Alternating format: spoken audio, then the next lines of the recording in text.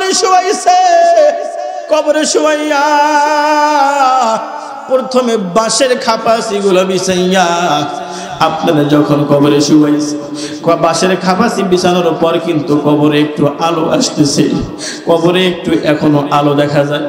এরপরেও আবার যখন চাটাই বিছাইয়া দেয়, মুর্দা যেন মনে মনে ভাবে, ও দুনিয়ার ভাই রে, ও আমার বাবা রে, ও আমার বন্ধু রে, তুই আমারে খাপাসি দিছস, ওটাই ভালো ছিল, একটু একটু আলো আমার কবরে দেখা যাইতো।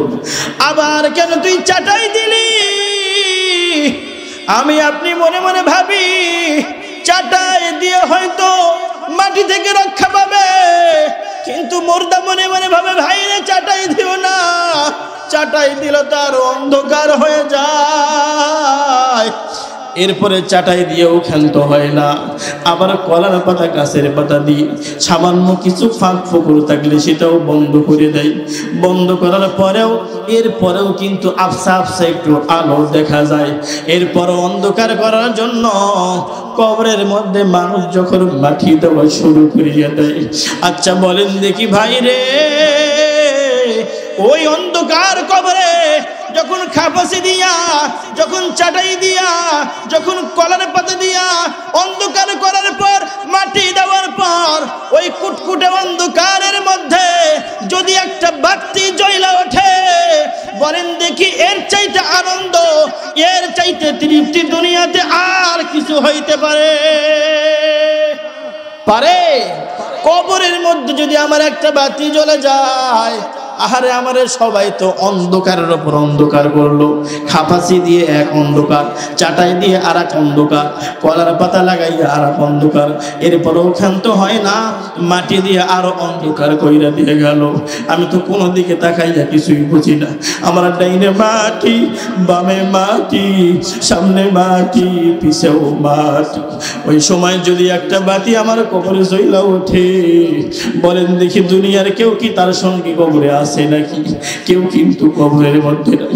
সন্তান যদি মারা যায়, সন্তান যদি মারা যায়, এই দাগ কোনদিন বাবা ভুলতে পারে না গো।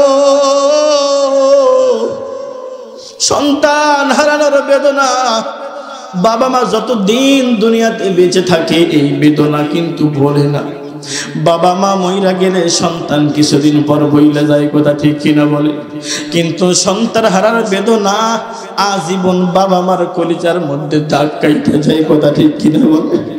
যার সন্তান দুনিয়ার থেকে বিদায় নিয়েছে তার জিজ্ঞাসা করবে সন্তান হারানোর বেদনা কেমন। ওই সন্তান মারা গেছে, বলে রে সন্তান, বাবাই পাগল হইয়া গেছে, মাও পাগলি হইয়া গেছে, কানতে কানতে বুক চাপড়াইতেছে, মাথার চুল ছিঁড়ে ফেলতেছে, কেউ আটকাইতে পারতেছে না। সন্তানটা যখন কবরে নামাইছে, বাবা কবরের কিনারায় দাঁড়াইয়া হু হু করে কান্না শুরু করে দিল। বাবারা যেন আটকানো যায় না, বাবারা যেন পেছন থেকে সবাই ঠাইনা ধরছে। ওই বাবারে যদি আমি একটা জিনিস পরীক্ষা করার জন্য বলি, মুসলমান ভালো করে শোনেন, যেই বাবা কানতে কানতে পাগল, যেই মা কানতে কানতে পাগলি, যেই বাবা কবরের পাশে দাঁড়াইয়াও কান্দে, ওই বাবারেও যদি বলা হয়, ও মুখের বাবা, ও আব্দুল্লাহর বাবা, আব্দুল্লাহ রে কবরে রাখছি আমরা, তুমি কান্না করতেছো, এত বেতাল আর বেকার হইছো, আব্দুল্লাহর বাবারে তোমাকে আমরা বলতেছি তুমি চলো, তোমার আদরের আব্দুল্লাহ কবরে, তোমাকেও আব্দুল্লাহর সঙ্গে আমরা রাখবো।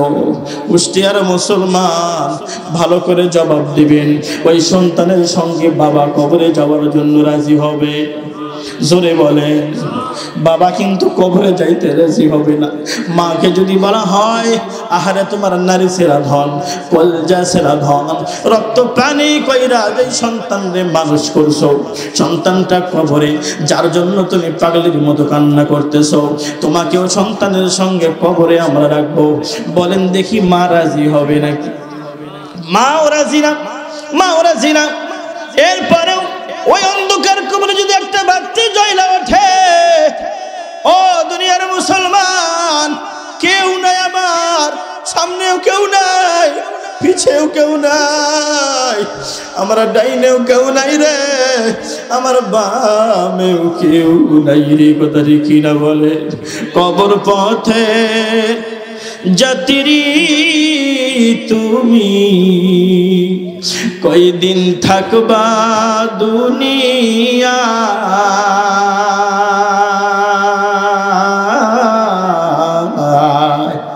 আজরাইল তো তোমার পিছে ঘুরছে সর্বদা। কথা ঠিক কিনা বলে? কবর যে এক কঠিন মাকা,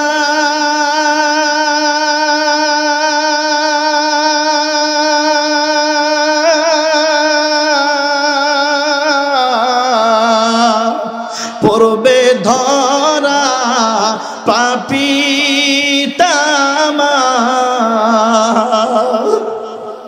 কবর যে এক কঠিন মাকা,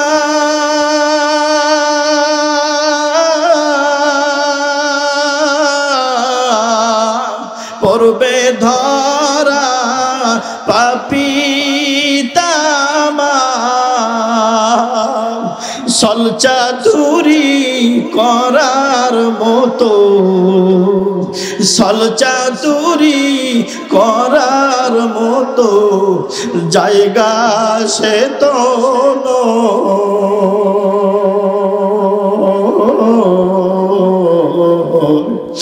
আজরাইল তো তোমার পিছে ঘুরছে সর্বদা। কবর পথের যাত্রী তুমি, কয়দিন থাকবা দুনিয়া,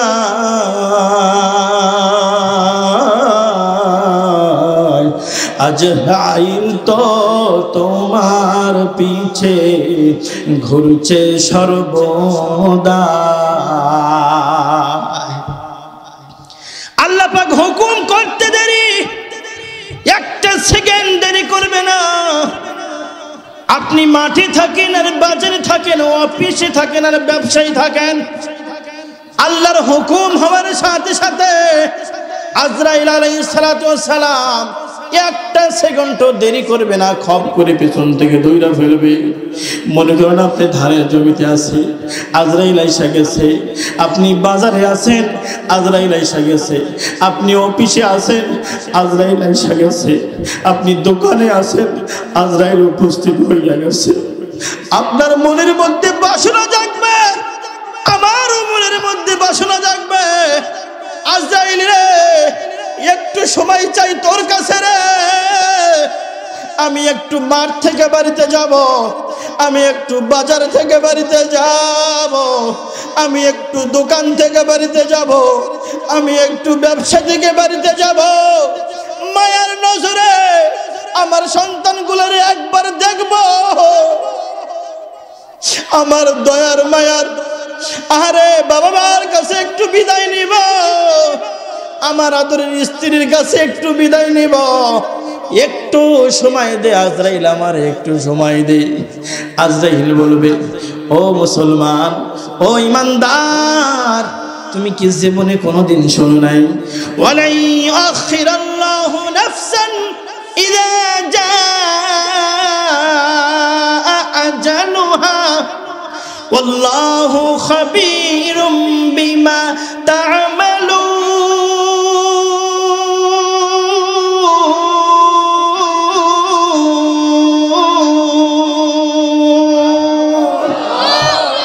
এই কালাম জিন্দা কুরআনে হাকীম, হিকমতে ও লা ইয়াজালস্তু কদিম, জামিউল ইলমি ফিল কুরআনে হাকীম, তাকাসারাত আনহু আফহামুর রিজালি, বখা কুরআন কালামুল্লাহ বসানো কদিমাস্তি, কদিমাস্তি নয়ন। মারহাবা বলেন, আর চিল্লা বলেন মারহাবা। আজ কোন মাহফিলেও যাও নাই, মসজিদেও যাও নাই, ইমাম সাহেবরা আলেম ওলামারা তোমারে বলে নাই যখন কোন মানুষের সময় হয়ে যায় বিদায়ের, একটা সেকেন্ডও তার সময় দেওয়া হবে না। আজরাইল যখন টান দিয়ে লইয়া গেল, আল্লাহ পাক রব্বুল আলামিন বলেন ওই কবরে যদি তোমার একটা সাথী আসে, ওই কবরে যদি একটা বাতি জ্বলা যায়, ওই কবরে যদি সাহায্য করার মতো কেউ তোমার সামনে হাজির হইয়া যায়, এর চাইতে কামিয়াবি, এর চাইতে আনন্দ দুনিয়া আর আখেরাতে কোনোটাই হইতে পারে না। কথা ঠিক কিনা বলে?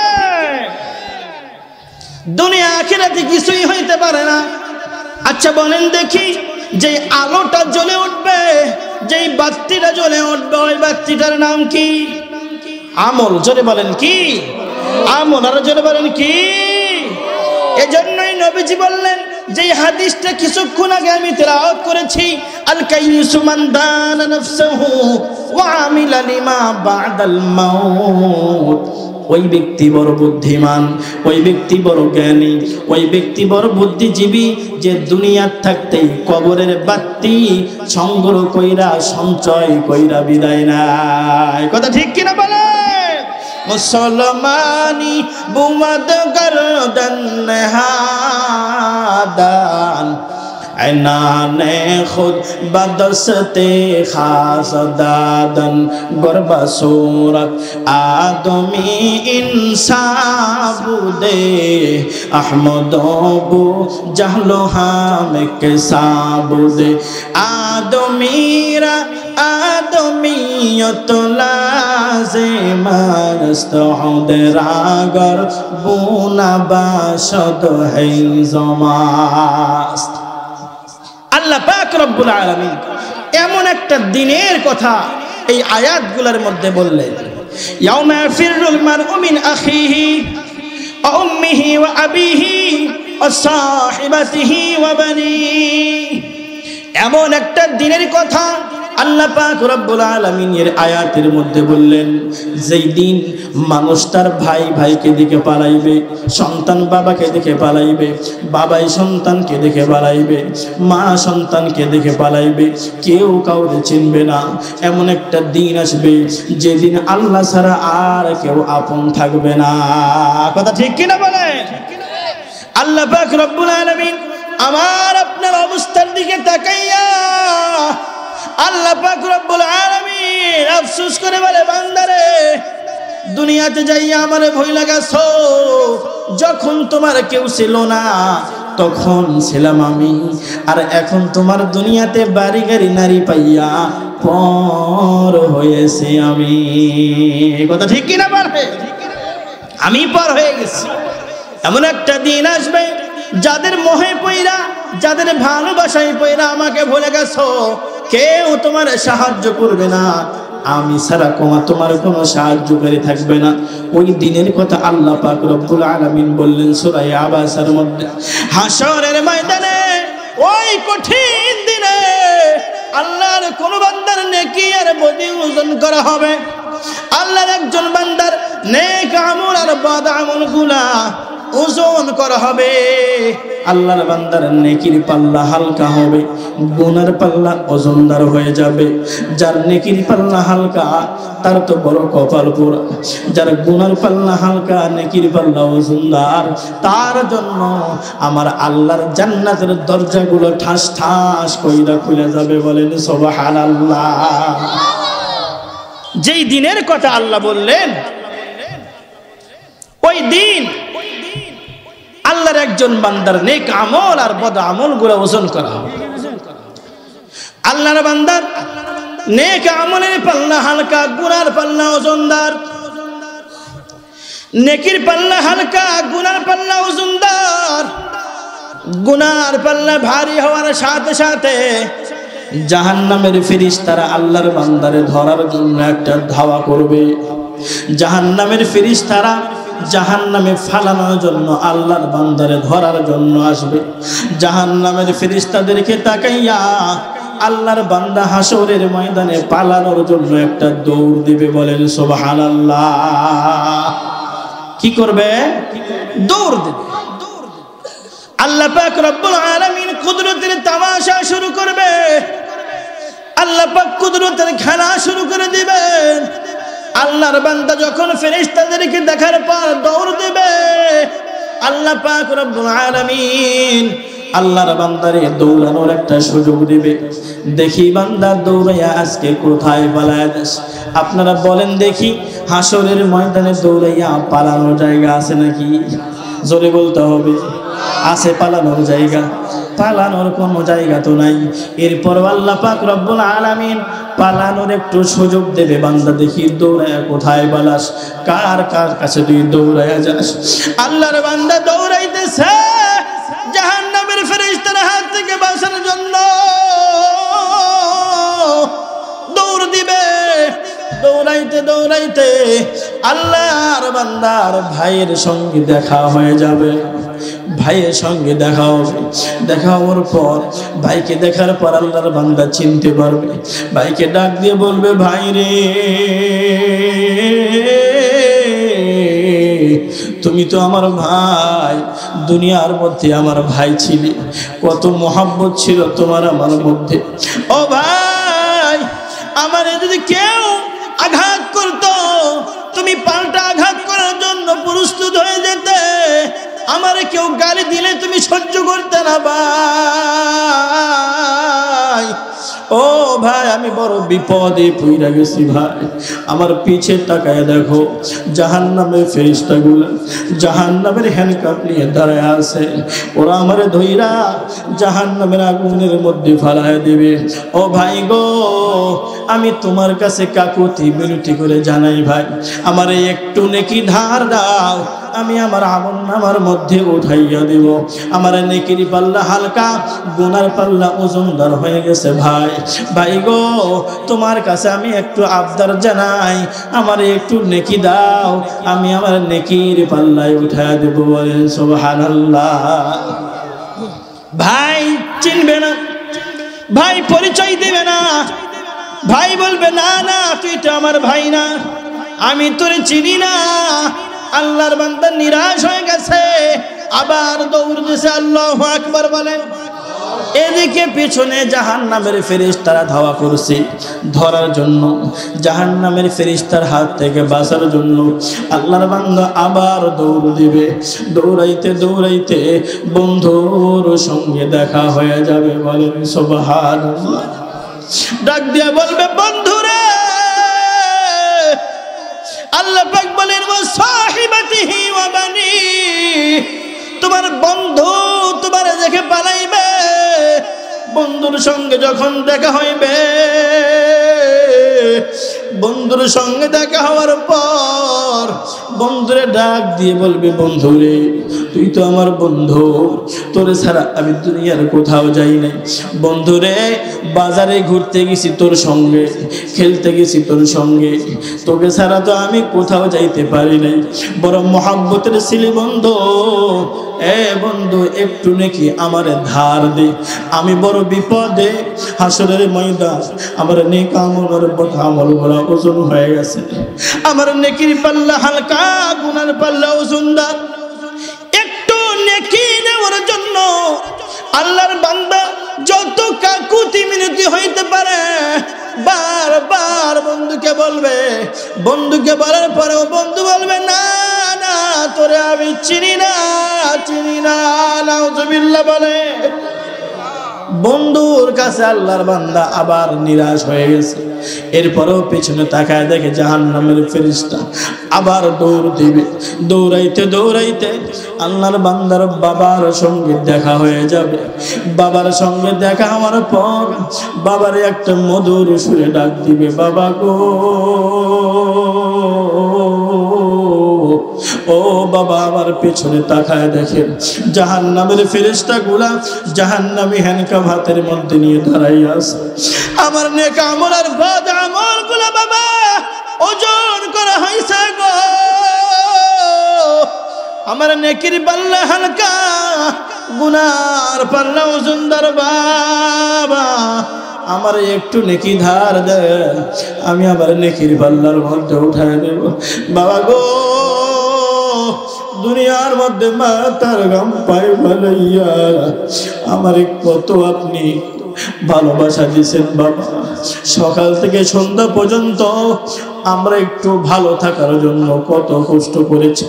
ও যুবক রে, পায়ে হাত দিয়ে বলে যাই রে যুবক, এই দুনিয়ার মধ্যে বাবার মতো বন্ধু কেউ নাই রে। দুঃখ মিয়া বাবার মতো ভালোবাসার একটা পুরুষ দুনিয়াতে আর কেউ হয় না রে। তুমি যখন ছোট্ট ছিলা যুবক রে, ও বাবা তোমার আর বন্ধু নাই, বাবা হইছে বুড়া। কথা ঠিক কিনা বলে? বাবা হইছে বুড়া আর মা হইছে বুড়ি। বাবা যুবক আছে, কতদিন যেন হয়ে গেছে ও বাবারে বাবা বলে ডাকে না, আছে কিনা বলে? কতদিন আগে যে আব্বারে আব্বা বলছে ও নিজেও বলতে পারে না, এমন যুবক আছে কতদিন হয়ে গেছে মা রে মা বলে ডাকতে। মা জোরে, মা শব্দটা জোরে বলেন, কাকে পাইছে? মা মা মা মা মা রে পাইছে, মাকে পাইছে। এই দুনিয়ার মধ্যে এর চাইতে ছোট্ট বাক্য আর কিছু নেই, ছোট শব্দ আর নাই। যত ছোট এত মধু। বলেন সুবহানাল্লাহ, জোরে বলেন সুবহানাল্লাহ। মাকে পাইছে।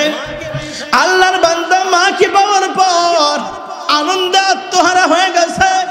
আহারে আমার মা তো নেকি দিবে, এই বুঝে আমি মারে পাইছি, আর আমার কোনো টেনশন নাই।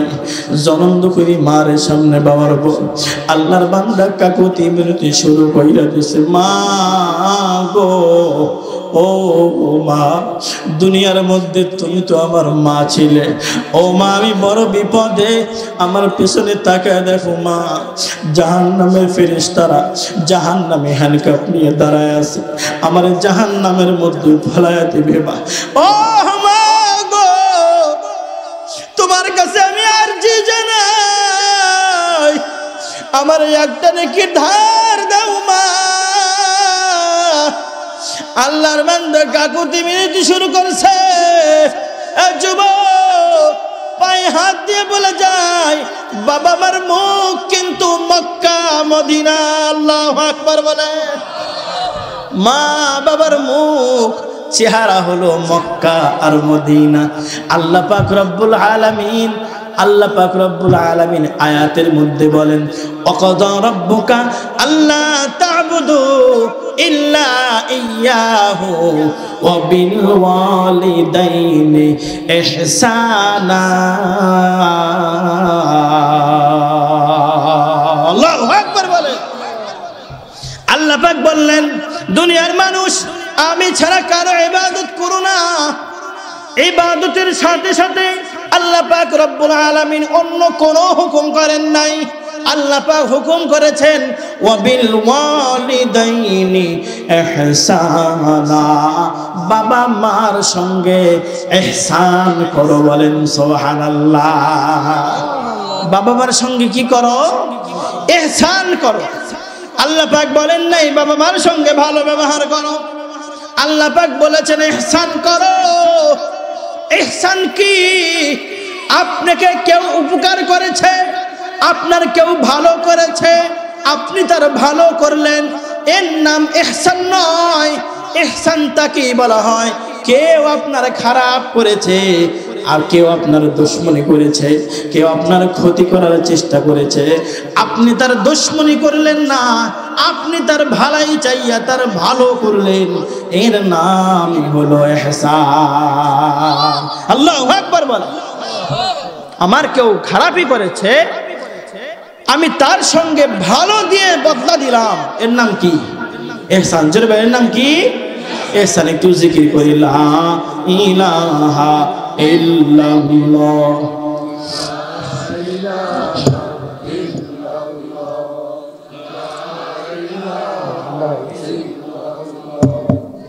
লা ইলাহা ইল্লাল্লাহ। অল্প দিন তাড়াতাড়ি, অল্প অল্প দিন, একটু তাড়াতাড়ি, অল্প চিনি ছাড়া। জোরে লা ইলাহা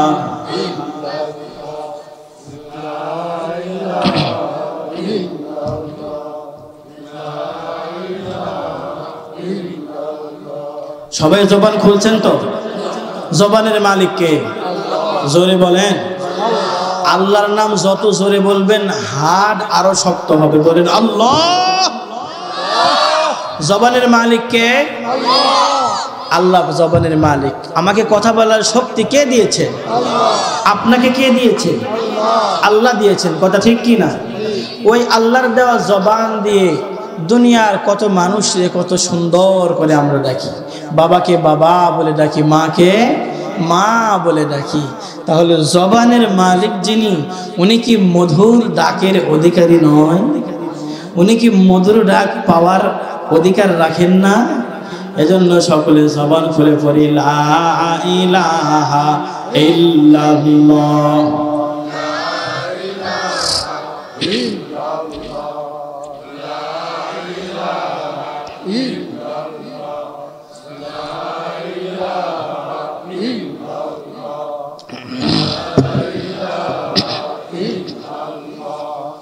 লা ইলাহা ইল্লাল্লাহ মুহাম্মাদুর রাসূলুল্লাহ। যাওরে দুন্দ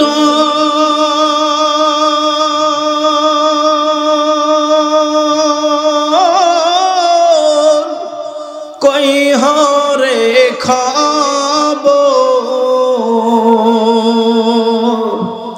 মা জানি মোর কান্দে না,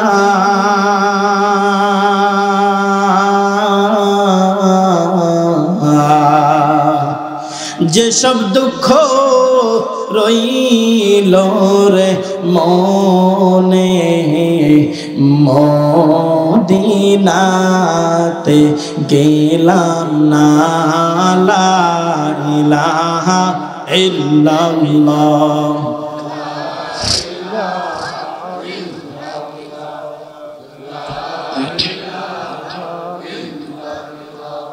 লা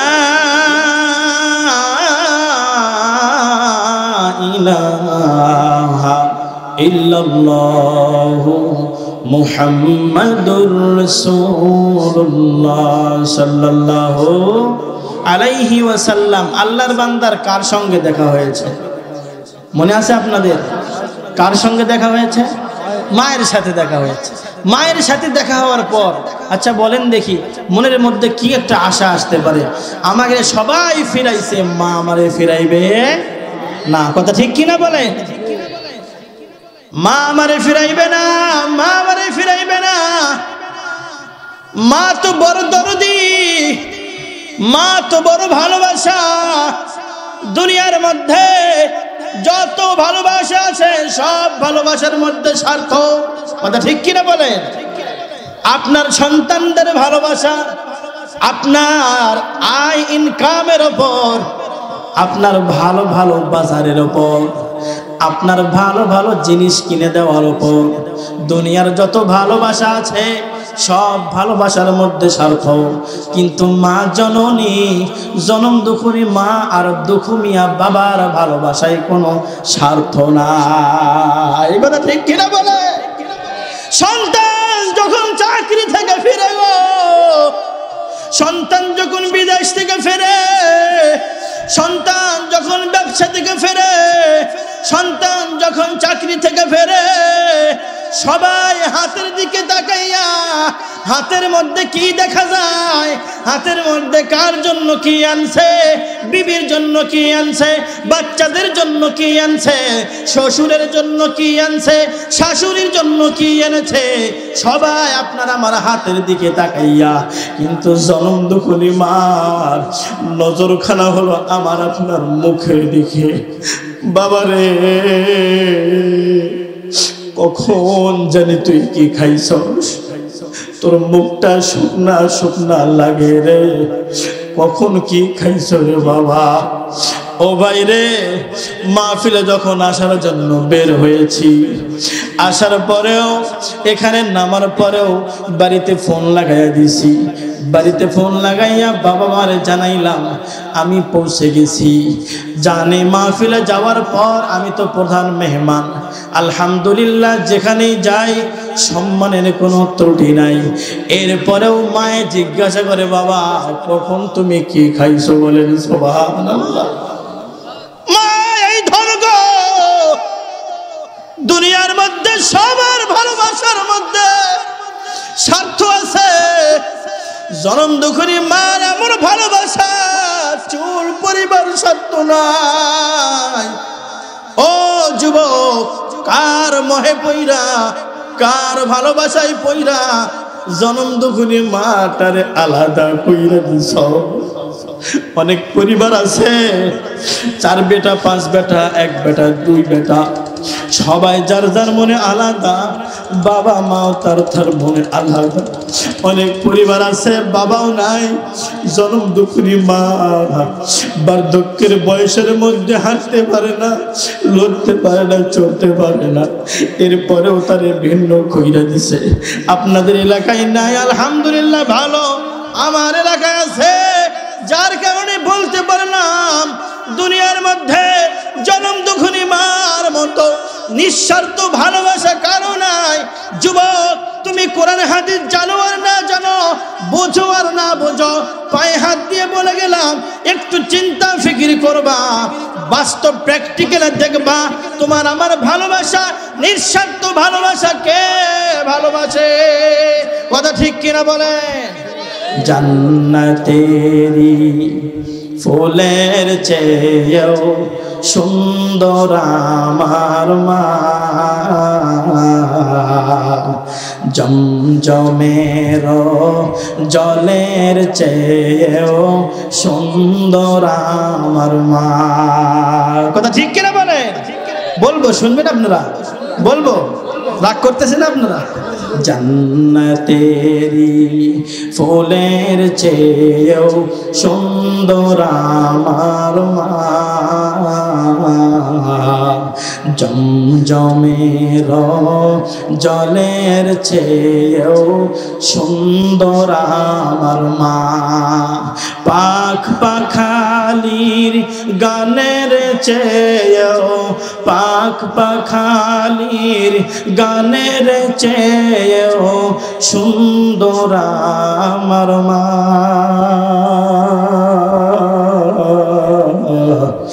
এই পৃথিবীর কোনো কিছুই মায়ের মতো না, এই পৃথিবীর কোনো কিছুই মায়ের মতো না।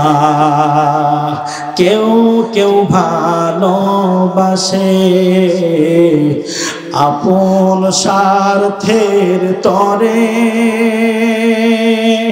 আমার মা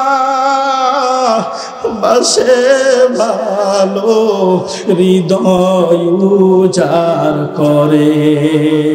কেউ কেউ ভালোবাসে আপন স্বার্থের তরে, আমার বাবা বাসে ভালো, হৃদয় উজাড় করে। কেউ কি বলো আছে ভবে মায়ের মতো আপন হবে? কেউ কি বলো আছে ভবে বাবার মতো আপন হবে? আঁচল দিয়ে মুছবে তোমার দুঃখ যাতনা, এই পৃথিবীর কোনো কিছুই মায়ের মতো না। জান্নাতেরি ফুলের চেয়েও সুন্দর আমার মা, জমজমের জলের চেয়েও সুন্দর আমার মা, পাখ পাখালির গানের চেয়েও সুন্দর আমার মা। এই পৃথিবীর কোনো কিছুই মায়ের মতো না। কথা ঠিক কিনা বলে? কথা ঠিক কিনা? 100% ঠিক কথা, ঠিক কিনা বলে? কত পার্সেন্ট? জোরে বলেন, কত পার্সেন্ট?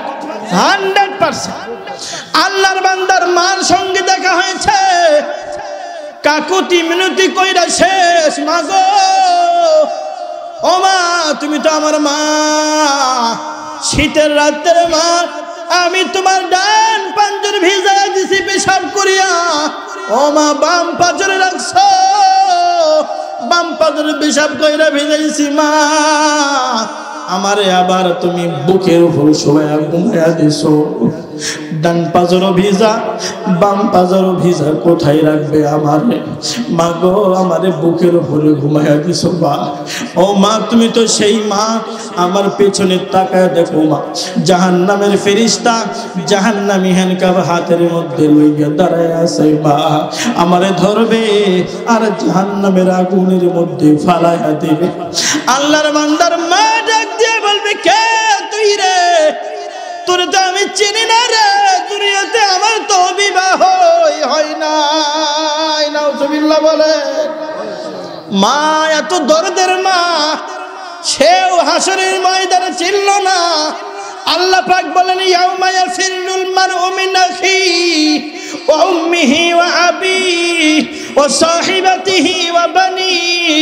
ও আমার বান্দারা, ওই দিনের কথা স্মরণ করো যেই দিন তোমার থেকে পলায়ন করবে বাবা, ভাই, বন্ধু, মাও চলে যাবে। সেই দিন তোমার আপন আমি ছাড়া কেউ থাকবে না। ওই দিনের কথা স্মরণ করো। আজকে দুনিয়ার নেতা নেত্রীর মোহে পইরা, দলের মোহে পইরা কোরআনকে ভুইলা গেছো, আল্লাহরে ভুইলা গেছো। নিজের সম্পদের মোহে পইরা, চেয়ারের মোহে পইরা, হালাল হারাম কোনো তমিজ তোমার মধ্যে নাই। আল্লাহ পাক বললেন, তোমারে কেউ চিনবে না। আল্লাহর বান্দা যখন মায়ের কাছ থেকে নিরাশ হইয়া, আল্লাহর বান্দা কি করবে? কোনো দিশকুল নাই। কঠিন হাসরের ময়দানে একটা সেজদা দিয়া আল্লাহ বলে একটা ডাক দিবে। আল্লাহু আকবার বলে। কি বলে ডাক দিবে? জোরে বলেন, কি বলে ডাক দিবে? আল্লাহ, আল্লাহ বলে ডাক দিবে। মানুষ দেখবেন দুনিয়ার মধ্যে কোনো বিপদে পড়লে, যখন সবার কাছ থেকে নিরাশ হয়ে যায়, কারো কাছে কোনো সাহায্য না পায়, তখন কিন্তু মানুষ বলে, আল্লাহ গো, আমি আর কার কাছে যাব? কথা ঠিক কিনা বলে? আল্লাহর বান্দা যখন সিজদা দিয়া আল্লাহরে আল্লাহ বলে একটা ডাক দিছে, ডাক দেওয়ার সাথে সাথে আমার আল্লাহ পাক রব্বুল আলামিন রহমানুর রহিম, আমার আল্লাহ গফুরুল গফফার, আল্লাহ পাককে সিজদা দিয়ে ডাক দেওয়ার সাথে সাথে রহমতের দরিয়ার মধ্যে জোশ মাইরা গেছে। আল্লাহ পাক ডাক দিয়ে বলতেছে, আয় আয় আয় বান্দা, আয় রে আমার কোলে আয়। কঠিন হাসরের ময়দানে তুই আমারে কেন ডাক দিলি বান্দা? হাসরের ময়দানে কেন তুই সেজদায় গেলি? আল্লাহর বান্দা ডাক দিয়ে বলবে, মালিক গো, আমি বড় বিপদে আছি, আমার নেক আমল আর বদ আমল গুলো ওজন হয়ে গেছে। ও মালিক, ও মালিক, আপনি তো জানেন আমার এই রক্তে মাংসের দেহের দ্বারায় আমি তো জাহান্নামের আগুন সহ্য করতে পারবো না। আমার এই রক্ত মাংসের দেহের মধ্যে সেই ক্ষমতা নাই, আমি জাহান্নামের আগুন সহ্য করব। আল্লাহ গো, হাসরের ময়দানে দৌড়াইছি, বাবারে পাইছিলাম চেনে নাই, ভাইরে পাইছিলাম পরিচয় দেয় নাই, বন্ধুরে পাইছিলাম সেও ভাগছে, মারে পাইছিলাম মাও আমারে চিনতে পারলো না। ও আল্লাহ, আমি সকলের দরবার থেকে নিরাশ হইয়া আপনার দরজায় সেজদা দিয়েছি। বলেন সুবহানাল্লাহ। সকল দর যা হইতে মাবুদ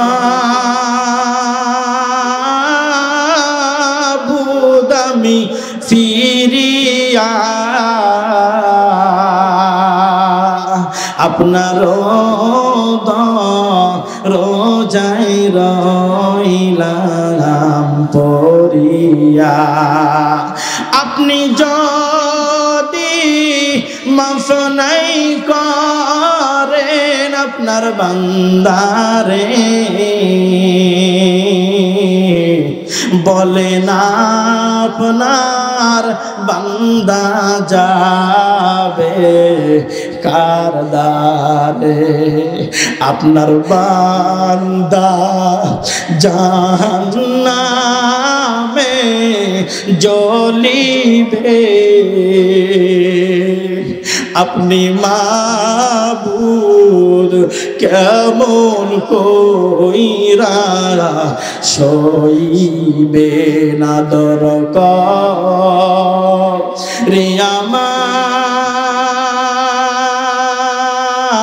মানুষাল্লাহ বানায়া, কেমনে দিবেন জাহান্নামে ফালাইয়া। ও কুষ্টিয়ার ভাইরা, ও কুষ্টিয়ার মুসলমান, নিজের আমলনামার দিকে তাকাইলে মনে হয় আহারে আমি তো ক্ষমা পাবো না, আমি তো অনেক নামাজ কাজা করেছি, আমি তো অনেক রোজা নষ্ট করেছি, আমার উপরে যাকাত ফরজ আমি দেই নাই, আমার উপরে হজ ফরজ হয়েছে আমি করি নাই, কি করব কি করব? আমলনামার দিকে তাকাইলে চোখের গুনাহ, হাতের গুনাহ, পায়ের গুনাহ, সব গুনাহে ভরপুর, কি করব আমি তো নিরাশ হইয়া গেছি। আল্লাহ পাক রব্বুল আলামিন বলেন বান্দারে, লা তাকনাতু মির রাহমাতিল্লাহ ইন্নাল্লাহা ইয়াগফিরুয যুনুবা জামিআ ইন্নাহু হুয়াল গফুরুর রহিম।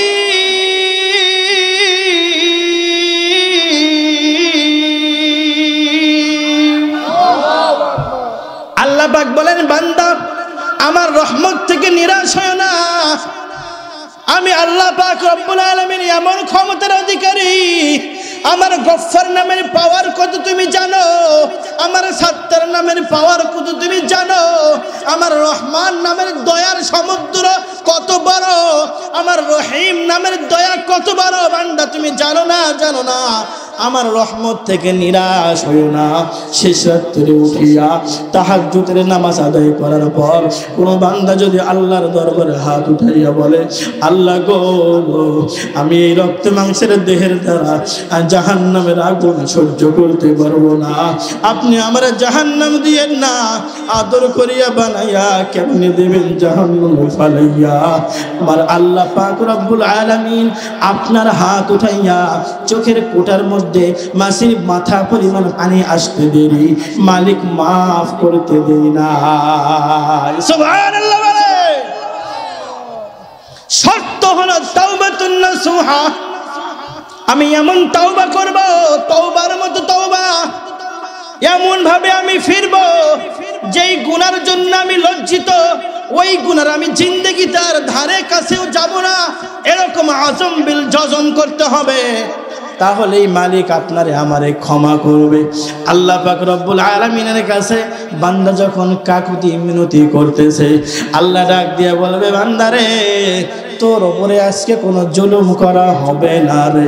আল্লাহ পাক রব্বুল আলামিন একটা কাগজের টুকরা আল্লাহর বান্দার হাতের মধ্যে দিবে, বলবে বান্দারে যা, কাগজের টুকরাখানা আমলনামার মধ্যে রেখে দিবি। আল্লাহর বান্দা কাগজের টুকরা দেখার পর মনে মনে চিন্তা করবে, আমার নেক আমলের পাল্লা এত হালকা, শূন্যে উঠতেছে, বদ আমলগুলো মাটির সঙ্গে লেগে গেছে এত ভারী, এই কাগজের টুকরা দিয়ে কি হবে? আল্লাহর বান্দা মনে মনে ভাবতেছে আর টেনশন করতেছে। বলেন দেখি আপনার আমার মনের খবর আল্লাহ জানে কি না? জোরে বলেন জানেন? কার কার মনের খবর আল্লাহ জানে? দুইটা হাত আল্লাহ দেখান, দেখা দেন, জানে? টান টান করেন, টান টান, নারে তাকবীর, হাতটা নামায় দেন। মনের খবর আল্লাহ জানে। ঘরের দরজা বন্ধ করে মোবাইলের মধ্যে, ফেসবুকের মধ্যে অশ্লীল বেহায়াপনা ছবি আপনি দেখেন, অশ্লীল বেহায়াপনা ছবি দেখিয়ে আপনি মনে মনে ভাবতেছেন আমার কাছে কেউ নাই, আমার বিবিও জানে না আমি কি দেখতেছি, আমার ছেলেও জানে না আমি কি দেখতেছি, আমার মেয়েও জানে না আমি কি দেখতেছি। কথা ঠিক কিনা বলেন? জানে কে? আরো জোরে বলেন, কে জানে? এই মোবাইল কিন্তু জামানাটা নষ্ট কইরা দিছে। কথা ঠিক কিনা বলেন? মোবাইলটা কিন্তু জগৎটা খাইয়া ফেলাইছে। কথা ঠিক কিনা বলেন? যুব সমাজকে ধ্বংস করছে মোবাইল। কথা ঠিক কিনা বলেন? জামানা মোবাইলে খাইছে, জামানা মোবাইলে খাইছে। কথা ঠিক কিনা বলেন? অল্প বয়সের পোলা মাইয়া প্রেমে জড়াইছে, জামানা মোবাইলে খাইছে, জামানা মোবাইলে খাইছে। উপকার যতটুকু তার চাইতে ক্ষতি হলো 1000 গুণ বেশি। কথা ঠিক কিনা বলেন? জামানা মোবাইলে খাইছে, জামানা মোবাইলে খাইছে। রেডিও থইয়া ট্যাব আইলো, ট্যাব থইয়া টিভি, টিভি থইয়া মোবাইল আইলো, যা খুশি তা পাবি। কথা ঠিক কিনা বলেন? টিভির পর্দায় যাহা আছে মোবাইলে তা আছে, আরো কত আজে বাজে মোবাইলে দেখতাছে। এসব দেখে পোলা মাইয়া, এসব দেখা পোলা মাইয়া নেশাই মেতেছে, জামানা মোবাইলে খাইছে, জামানা মোবাইলে খাইছে। অল্প বয়সের পোলা মাইয়া প্রেমে জড়াইছে, জামানা মোবাইলে খাইছে, জামানা মোবাইলে খাইছে। আপনি আমি হয়তো গোপনে গোপনে গুনাহ করতেছি, তাও কে জানে? আর জোরে বলেন, কে জানে? আলিমুল গায়বি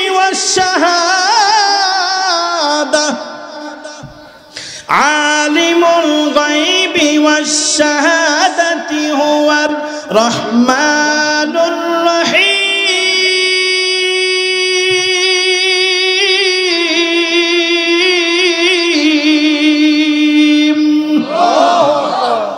আল্লাহ পাক রব্বুল আলামিন গায়েব, যেটা চোখে দেখা যায় না আর যেটা দেখা যায় সব জানে। কথা ঠিক কিনা বলে? ইয়ালামুস সিররা ওয়া আখফা। আল্লাহ পাক রব্বুল আলামিন আপনার আমার সিরও জানে, আখফাও জানে।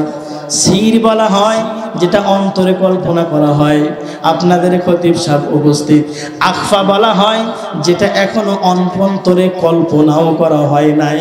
আমার আল্লাহ বলেন, বান্দারে তোর অন্তরের খবর তো আমি জানি জানি, এখনো যেটা তুই কল্পনাও করিস নাই আমি আল্লাহ সেটাও জানি। সুবহানাল্লাহ বলেন। বান্দা মনে মনে ভাবতেছে কাগজের টুকরা আর কি হবে, আহারে আমার আমল নামার যে অবস্থা, এই কাগজের টুকরা আমি কি করব, কি হবে এটা দিয়ে? আল্লাহ পাক বলবেন, বান্দারে কি টেনশন, আল্লাহ তো যাই না গেছে, তোমার সঙ্গে কোন আজকে জুলুম করা হবে না। যাও কাগজের টুকরাখানা আমল নামার মধ্যে উঠায় দাও। কাগজের টুকরাখানা আল্লাহর বান্দা আমল নামায় উঠাইতে দেরি, আমল নামা ভারী হইতে দেরি না। সুবহানাল্লাহ বলে। আল্লাহর বান্দা ডাক দিয়ে বলবে, ও মালিক আমি কত বড় বিপদে ছিলাম আল্লাহ, এই বিপদ থেকে হাসরের ময়দানে কেউ আমার রক্ষা করলো না, এই বিপদে আমার কেউ সাড়া দিল না, এই বিপদে আল্লাহ তুমি আমাকে সাহায্য করলে। আল্লাহ গো আমি একটু জানতে চাই মাওলা, ওই কাগজের টুকরার মধ্যে কি লেখা ছিল আল্লাহ, আমি একটু জানতে চাই। আল্লাহ পাক রব্বুল আলামিন জানায় দিবেন, বান্দারে ওই কাগজের টুকরার মধ্যে লেখা ছিল লা ইলাহা ইল্লাল্লাহ, লা ইলাহা ইল্লাল্লাহ, লা ইলাহা ইল্লাল্লাহ, লা ইলাহা ইল্লাল্লাহ, লা ইলাহা ইল্লাল্লাহ, লা ইলাহা ইল্লাল্লাহ, লা ইলাহা ইল্লাল্লাহ, লা ইলাহা ইল্লাল্লাহ লা ইলাহা ইল্লাল্লাহ লা ইলাহা ইল্লাল্লাহু মুহাম্মাদুর রাসূলুল্লাহ সাল্লাল্লাহু আলাইহি ওয়াসাল্লাম। মানুষ, নবীজি বলেন, জান্নাতের মধ্যে মানুষ কোনো জিনিসের আফসোস করবে না, কোনো জিনিসের আফসোস মানুষের মধ্যে থাকবে না। সব নিয়ামত দিয়ে আল্লাহ পাক রব্বুল আলামিন ভরপুর কইরা দিবেন। কোনো নিয়ামতের, মানুষের কাছে কোনো নিয়ামতের কমতি থাকবে না। কিন্তু মানুষ একটা জিনিস নিয়ে আজা জান্নাতের মধ্যে আফসোস করবে। কোন বিষয়? ওই বিষয় যেই সময়টুকুন মানুষ আল্লাহর জিকির ছাড়া নষ্ট কইরা দিছে। যেই সময়টা জান্নাতের মধ্যে মানুষ যখন তাকায় দেখবে, একবার সুবহানাল্লাহ বলার কত বড় সওয়াব, কত বড় নিয়ামত, একবার আলহামদুলিল্লাহ বলার কত বড় নিয়ামত, একবার আল্লাহু আকবার বলার কত বড় নিয়ামত। আপনাকে আমাকে হাসরের ময়দানে এর জবাব না দিয়া, এই জিজ্ঞাসার উত্তর না দিয়া আল্লাহ পাক একটা কদম সামনে আগাইতে দিবে না। আমি আপনাদের সামনে আরো একটা আয়াতে কারিমা তেলাওয়াত করেছি, ইন্নাস সামআ ওয়াল বাসারা ওয়াল ফুআদা কুল্লু উলাইকা কানা আনহু মাসউলা।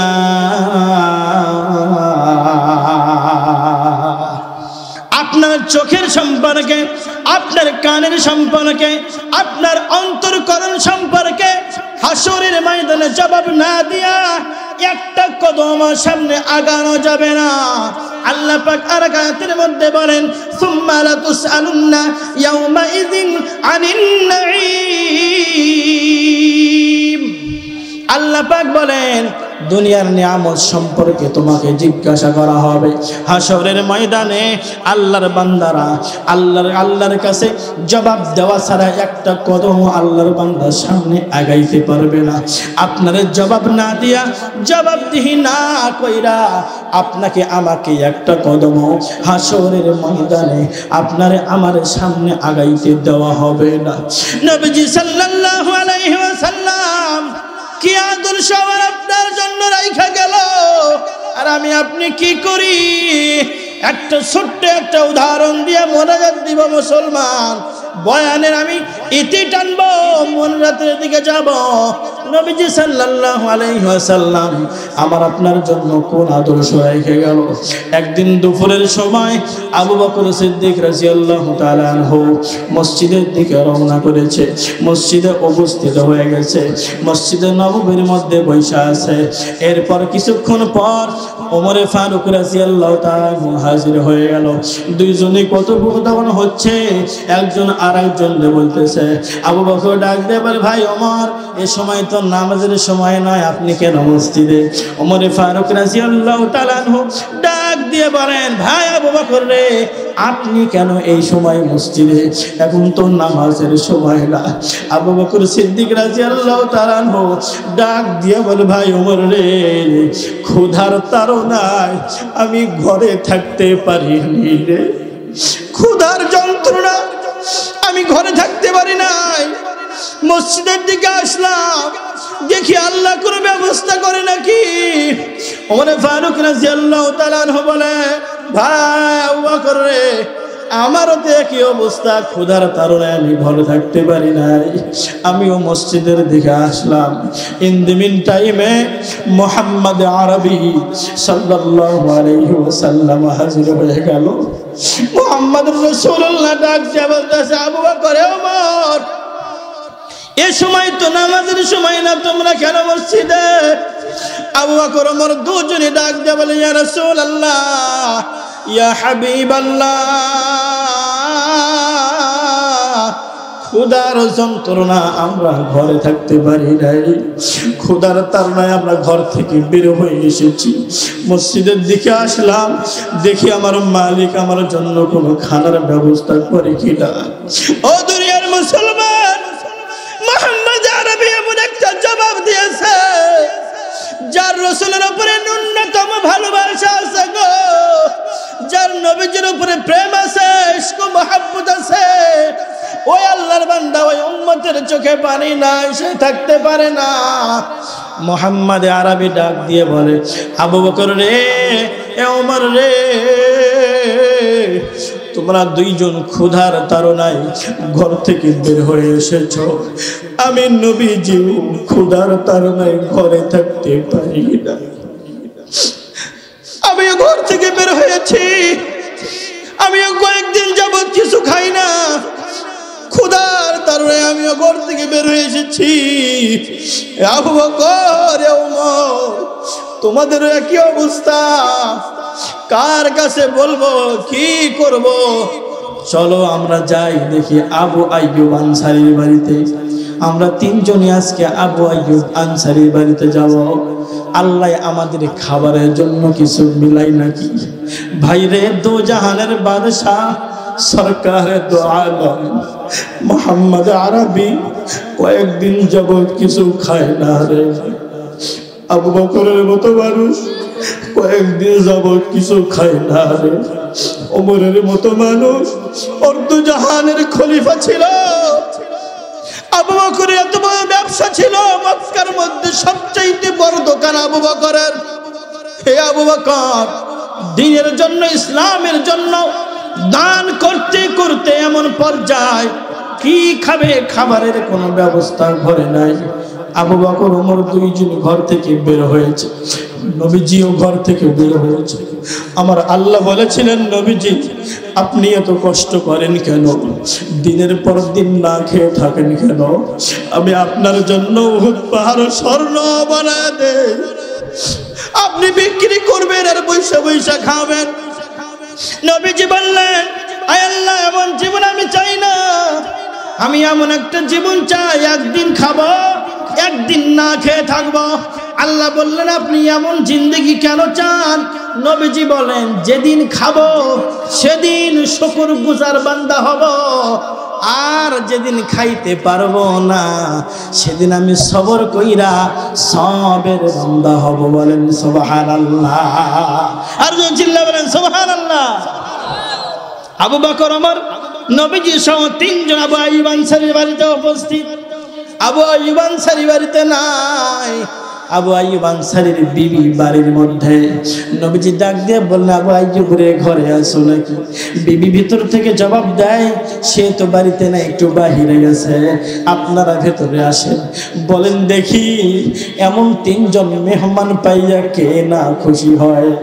এমন তিনজন মেহমান পাইয়া কার মনটা আনন্দে আত্মহারা হইয়া না যায়? আবু আইয়ুব আনসারীর স্ত্রী আনন্দে আত্মহারা হয়ে গেছে। দু জাহানের বাদশাহ, দু জাহানের সরদার আমার ঘরে উপস্থিত হয়ে গেছে। আবু আইয়ুব আনসারীর স্ত্রী আনন্দে আত্মহারা হয়ে গেছে। আহারে, তিনজন বড় বড় মেহমান, এমন মেহমান একসাথে পাওয়া বড় ভাগ্যের ব্যাপার। বসতে দিছে, কিছুক্ষণ পর আবু আইয়ুব আনসারী আসছে। আবু আইয়ুব আনসারী তিনজন মেহমানকে দেখা আর দেরি করে না, ছোট্ট একটা বকরি জবাই দিছে, বকরি ভুনা বানাইছে, কিছু রুটি বানাইছে। আবু আইয়ুব আনসারীর স্ত্রী রুটি আর গোশত নবীজির সামনে হাজির করছে। আবু আইয়ুব আনসারী গাছ থেকে কিছু খেজুর পাইরা নবীজির সামনে হাজির করছে, কিছু পাকা খেজুর, কিছু কাঁচা খেজুর নবীজির সামনে হাজির। আবু আইয়ুব আনসারীকে নবীজি বলে, তুমি কাঁচা গুলা কেন পারলেন? আবু আইয়ুব বলে, কাঁচা পাকা যেটা আপনার পছন্দ আপনি খাবেন। বকরি ভুনা আর রুটি যখন নবীজির সামনে হাজির করছে, নবীজি খানার দিকে তাকাইয়া চোখের পানি ধরে রাখতে পারে না, চোখ দিয়ে দর দর করে পানি পড়ে যায়। নবীজি একটা রুটির মধ্যে একটু গোশত উঠাইয়া আবু আইয়ুব আনসারীর হাতে দিয়া বলে, আবু আইয়ুব রে, আবু আইয়ুব, এই গোশত আর রুটি টোকা আমার ফাতেমার বাড়িতে পাঠায়। আমার মা ফাতেমাও কয়েকদিন যাবত কিছু খায় না রে, হাসান হুসাইনও কিছু খায় না।